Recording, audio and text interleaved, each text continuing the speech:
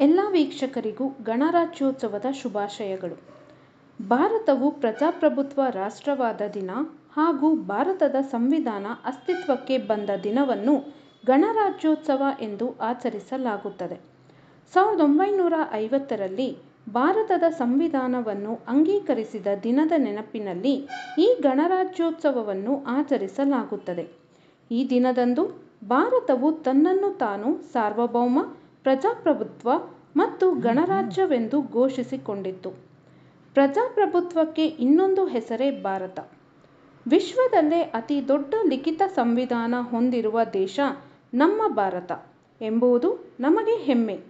ಪ್ರಜಾಪ್ರಭುತ್ವ ಎಂದರೆ ಪ್ರಜೆಗಳಿಂದ, ಪ್ರಜೆಗಳಿಗಾಗಿ, ಪ್ರಜೆಗಳಿಗೋಸ್ಕರ ಇರುವ ಆಡಳಿತ. ಭಾರತ ಸಂವಿಧಾನವು ಪ್ರಜಾಪ್ರಭುತ್ವ ಹಾಗೂ ಜಾತ್ಯತೀತ ರಾಷ್ಟ್ರವನ್ನು ಪ್ರತಿಪಾದಿಸುತ್ತದೆ. ಸಂವಿಧಾನವು ಕಾರ್ಯಾಂಗ, ಶಾಸಕಾಂಗ ಮತ್ತು ನ್ಯಾಯಾಂಗಗಳನ್ನು ಸರ್ಕಾರದ 3 ಮುಖ್ಯ ಅಂಗಗಳಾಗಿ ವಿಭಜಿಸುತ್ತದೆ. ಭಾರತ ಸಂವಿಧಾನವು ಸಮಾನತೆಯನ್ನು ಎತ್ತಿ ಹಿಡಿಯುತ್ತದೆ.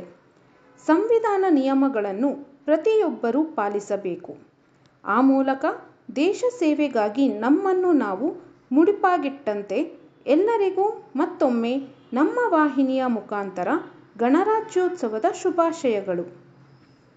ಕೆಎ ಕನ್ನಡ ನ್ಯೂಸ್, ನಮ್ಮ ಕನ್ನಡಿಗರ ಧ್ವನಿ.